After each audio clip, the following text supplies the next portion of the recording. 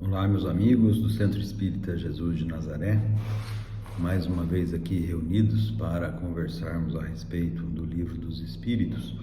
Nós estamos ainda no capítulo 8, a emancipação da alma, e hoje nós vamos estudar dentro de um novo subitem, a pergunta 413, que é a primeira pergunta do subitem, visitas espíritas entre pessoas vivas.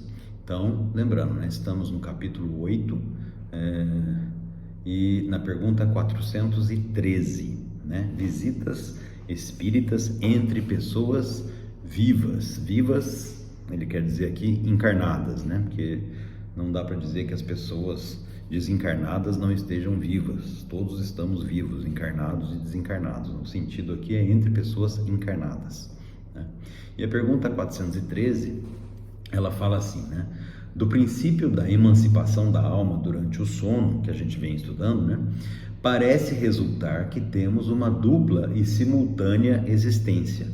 A do corpo, que nos dá a vida de relação exterior, e a da alma, que nos dá a vida de relação oculta. Isso é exato?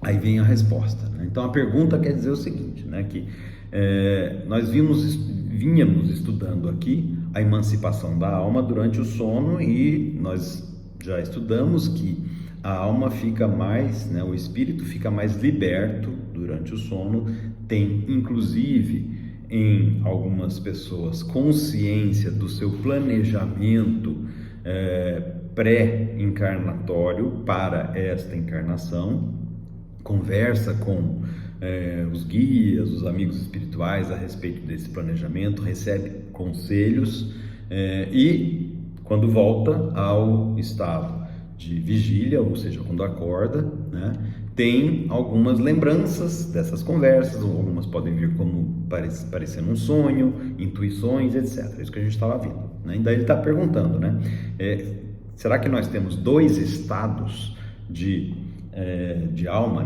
uma que está no corpo encarnado e a outra, de consciência expandida?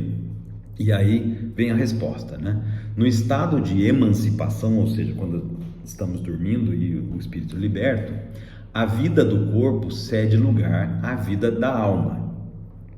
Mas não são, propriamente falando, duas existências, São mais duas fases da mesma existência, porque o homem não vive duplamente. Então, aqui há que ser bem claro, Não há dois espíritos num corpo só, isso fora de cogitação, É um mesmo espírito que anima um mesmo corpo. Este espírito, ele tem uma vida espiritual que é mais ampla do que a vida enquanto encarnado, porque ele já teve existências pregressas, das quais muitas vezes não se lembra, não nos lembramos, mas tem tudo isso guardado dentro do seu perispírito. E enquanto encarnado, nós temos uma fase que é a nossa fase de consciência em vigília, que é bem restrita por causa das restrições do corpo encarnado, e uma fase de estado emancipado, como quando estamos dormindo, que o espírito fica liberto num estado mais expandido, que tem uma consciência um pouco maior, mas que nós não temos contato com essa consciência quando estamos acordados. E a pergunta é, há dois espíritos? Não há dois espíritos de forma nenhuma, são duas fases da mesma existência, ou podemos encarar assim, são duas faces da mesma existência, E aí um exemplo, que eu acho que é interessante é assim, como se sob efeito de álcool ou droga, um indivíduo adquirisse outros comportamentos dos quais vem até se arrepender ou se envergonhar. Então, digamos que a pessoa está bêbada, e aí ela toma algumas atitudes que depois, quando ela recobra a sobriedade, ela se envergonha, não se lembra, alguma coisa assim, São duas pessoas? a que estava bêbada era outra pessoa? Não, é a mesma pessoa. Ela pode ter tomado atitudes que ela, no estado de sobriedade, não tomaria, mas as consequências não deixam de ser sobre ela, que recaem, né?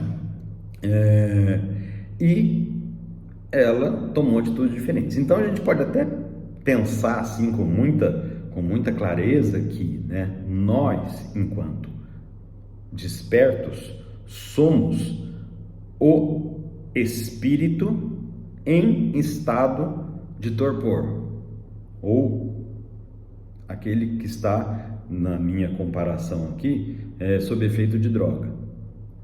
Quando a gente está no estado emancipado, a gente tem uma consciência maior e aí a gente está desperto. E aí lá a gente pode falar assim, poxa vida, né? Eu preciso fazer isso, eu planejei fazer tal coisa, eu vou tentar fazer. E aí a gente volta para o estado encarnado, volta a estar imerso dentro de todas as condições da vida encarnada e muitas vezes acaba tendo a intuição que tem que fazer algumas coisas, mas o contexto não acaba, né?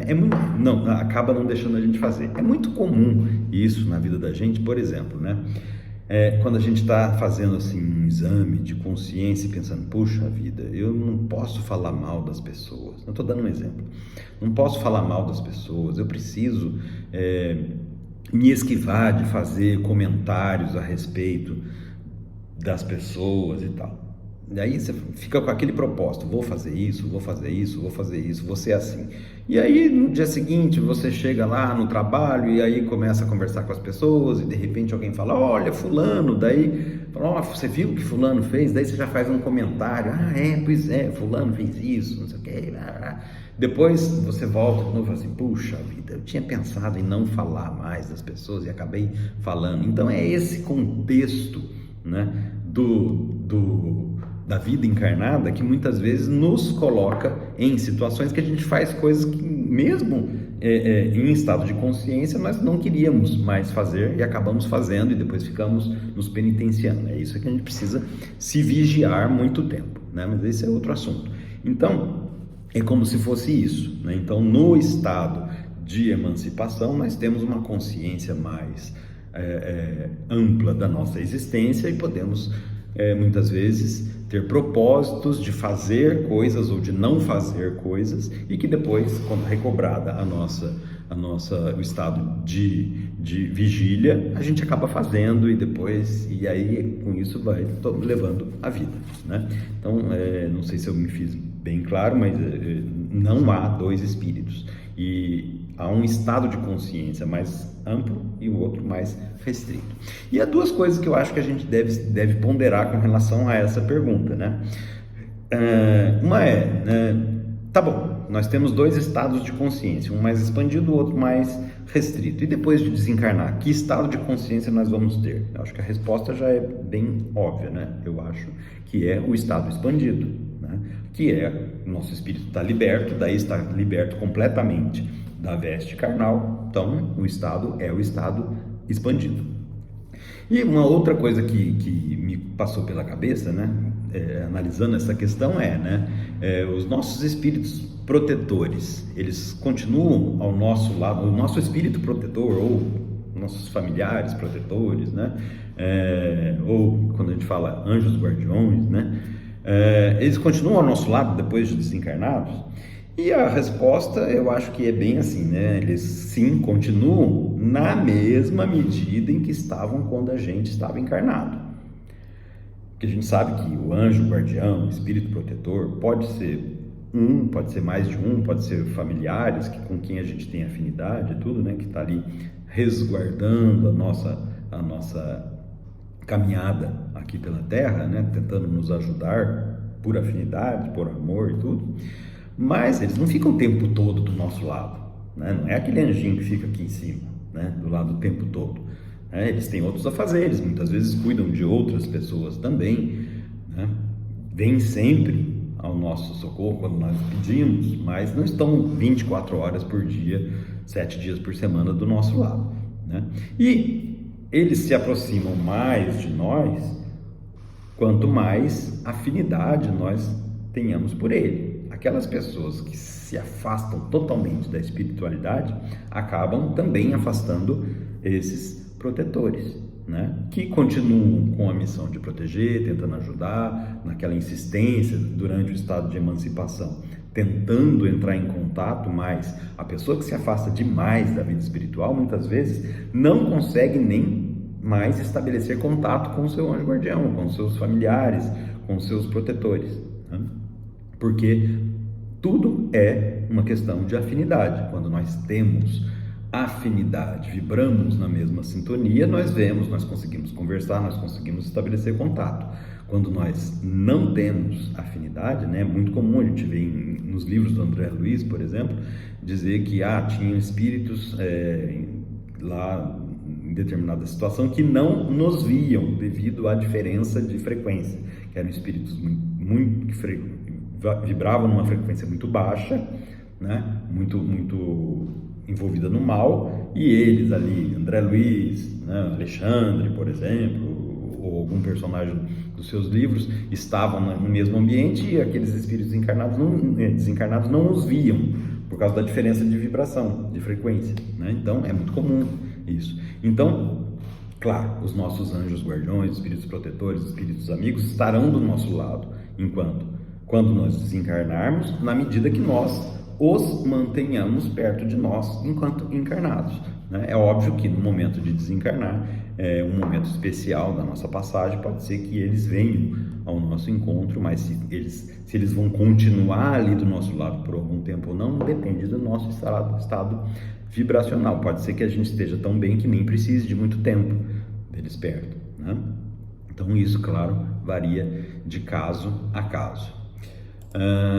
Bom, meus amigos, por hoje era isso, e eu espero que tenha ficado claro que, então, de forma alguma, nós não temos dois espíritos de jeito nenhum, né? Sempre um espírito e um corpo, temos dois estados, um com uma consciência da vida espiritual maior e outro menor, mas também, claro, isso depende de caso a caso.